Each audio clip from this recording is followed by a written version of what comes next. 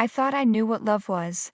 I thought I knew what marriage was, but nothing could have prepared me for the night my husband walked out on me, for good. When I suggested an open marriage, I thought I was being progressive. I thought I was offering him freedom, something most women would never even consider. I didn't realize I was setting fire to the foundation of our lives. We had been married for 7 years. 7 years of laughter, tears, and the kind of love that felt like it could survive anything. But somewhere along the way, I got restless. Or maybe I got selfish. I started wondering if we were missing out, if I was missing out. So I brought it up one night over dinner. I was nervous, but I masked it with a glass of wine. "What do you think about opening things up?"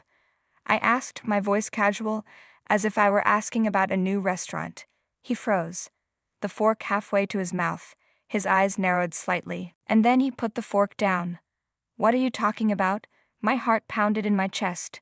"You know, an open marriage, it doesn't mean we don't love each other. It just means we can explore, experiment." His silence was deafening, and then he laughed, cold, sharp, and without humor. "Are you serious?" he asked. I nodded, trying to play it cool, but inside I was panicking. Was this a mistake? Had I gone too far? "So let me get this straight," he said. "You want to sleep with other people, but still come home to me?" "It's not like that," I protested. "It's about freedom, about trust." He shook his head, stood up, and walked away without another word. For days he barely spoke to me. The tension was unbearable. And then one night, he came home late and handed me a piece of paper. It was a list of rules, his terms for the open marriage. I couldn't believe it. Rule 1, full transparency. Rule 2, no emotional attachments. Rule 3, protection at all times. At first, it was thrilling. I won't lie. The attention, the flirting, the sense of freedom. It was intoxicating. I felt alive in a way I hadn't in years, but I noticed something strange about my husband. While I was out late at bars or dinner dates, he never left the house. "You're not seeing anyone?" I asked one night as I slipped off my heels. "No," he said simply. "I'm good." I didn't understand it. He had agreed to this, hadn't he? But the truth was, I didn't care. I was too caught up in my own little world, too drunk on the excitement of it all. And then I made my first mistake. His name was Evan. A coworker who was everything my husband wasn't. Spontaneous, adventurous, dangerous. We started meeting at a hotel. At first, it was all about the thrill, but then it became something more. I started texting him late at night, hiding my phone whenever my husband walked into the room. It wasn't long before my husband found out. He never said how. Maybe he went through my phone, maybe he just knew. All I know is that one night he confronted me. "Who's Evan?" he asked, his voice calm but deadly. My blood ran cold. "He's just a friend," I stammered. "Don't lie to me," he snapped. "I've seen the messages, the hotel receipts." I broke down, tears streaming down my face. "I'm sorry," I sobbed. "It didn't mean anything." "Didn't mean anything?" he repeated, his voice rising. "You broke every rule we set. Every single rule." He didn't yell after that. He didn't scream or throw things. He just walked away, leaving me alone with my guilt. I thought that would be the end of it. I thought we'd fight, cry, and then move on. But then, a week later, I noticed something strange. My husband started coming home later than usual. He was secretive, distant. "Where have you been?" I asked one night. "Out," he said curtly. "Out where?" He didn't answer. And that's when the paranoia set in. Was he seeing someone? Was this payback? I started digging. I went through his phone, his emails, his credit card statements. And what I found made my stomach churn. He was seeing someone. Her name was Lauren. She was younger, prettier, and everything I wasn't. My jealousy consumed me. I couldn't focus at work. I couldn't sleep. I confronted him, but he just shrugged. "You wanted an open marriage," he said. "This is what it looks like." I felt sick.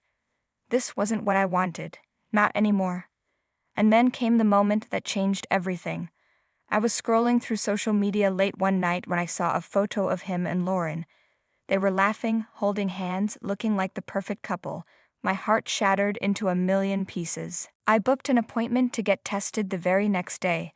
The thought of him being with someone else, and what that could mean for me, was unbearable. When the results came back, I was relieved. I was fine, but the relief didn't last. My husband came home that night to find me sitting in the living room, the test results in my hand. "This is it," I said. "I can't do this anymore." He looked at me, his expression unreadable. "What are you saying?" "I want a divorce," I said, my voice trembling. For a moment he just stood there staring at me. And then, without a word, he turned and walked out the door. That was the last time I saw him. Filing for divorce was the hardest thing I've ever done, but it was also the most liberating. For the first time in years, I felt like I could breathe again. Looking back, I realize how blind I was, how selfish. I thought I was opening a door to freedom, but all I did was destroy everything we had built together. If I could go back, I would do things differently. But life doesn't give you do-overs, it only gives you lessons. And this one cost me everything. After he walked out, the silence in the house was suffocating. It was strange how someone's absence could feel so loud. I stayed up that night, replaying every moment of our marriage in my mind, searching for the exact point where it all went wrong. But the truth was, there wasn't a single moment. It was 1,000 little cracks that finally caused the collapse. In the days that followed, I tried to go about life as usual, but nothing was usual anymore. Every room in the house was a reminder of him, his laugh, his scent, his presence. I wanted to hate him. I wanted to blame him for everything, but deep down, I knew the fault wasn't his. It was mine. My friends tried to console me, but their sympathy felt hollow. "You'll find someone else," they said. Or worse, maybe it's for the best. How could it be for the best when I had destroyed the one thing that truly mattered? A month later, I received a call I wasn't expecting. It was Lauren. I almost didn't pick up, but curiosity got the better of me. Her voice was hesitant, almost apologetic. "I need to talk to you," she said. "What could you possibly have to say to me?" I asked, bitterness lacing my words. "It's about him." "About your husband," she said. My heart sank. I agreed to meet her, against my better judgment. We met at a small cafe, and when she walked in, I was struck by how young she looked. She wasn't just younger than me, she was practically a kid. She sat down, fidgeting with her coffee cup. "I didn't know he was married when we started seeing each other," she said. "He told me later, but by then I was involved." I wanted to scream at her, to blame her for everything, but as she continued, I realized she wasn't the villain I had imagined. She was just another piece in the messy puzzle of our lives. "I ended things with him," she said finally. "I just thought you should know." Her confession left me reeling.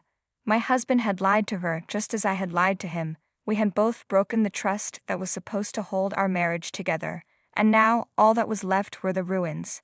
For weeks I avoided him.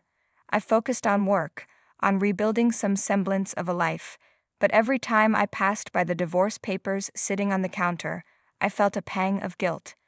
Was this really how it was going to end? One day, he called. It was the first time I had heard his voice in months. "We need to talk," he said. I agreed reluctantly. We met at a park, neutral territory, as if we were strangers negotiating a business deal. He looked different. Thinner, tired, but his eyes still held that intensity I had fallen in love with years ago. "I don't hate you," he said, breaking the silence. "I want you to know that." I nodded, tears welling up in my eyes. "I don't hate you either," I said. We talked for hours that day about everything and nothing, about the life we had built and the mistakes we had made. There was no shouting, no accusations, just two people coming to terms with the fact that love wasn't always enough. In the end, we signed the papers. It was bittersweet, like saying goodbye to a dream you had clung to for too long. As he walked away, I felt a strange sense of relief. Not because it was over, but because we had finally faced the truth. We had loved each other deeply, but we had also hurt each other in ways that couldn't be undone. The divorce wasn't the end of my story, it was the beginning of a new chapter. It forced me to confront the parts of myself I had been avoiding for years. My restlessness, my insecurities, my need for validation. I started therapy, something I should have done a long time ago. I learned to forgive myself, even if I couldn't forget. And slowly, I began to rebuild my life. I don't know where he is now, or what he's doing, but I hope he's happy. I hope he's found someone who can give him the kind of love I couldn't. As for me, I've learned that love isn't about freedom or excitement, it's about commitment, about choosing someone every single day, even when it's hard. If I could go back, I'd do things differently, but since I can't, I'll take the lessons with me, because in the end, that's all any of us can do: learn, grow, and try to be better than we were yesterday.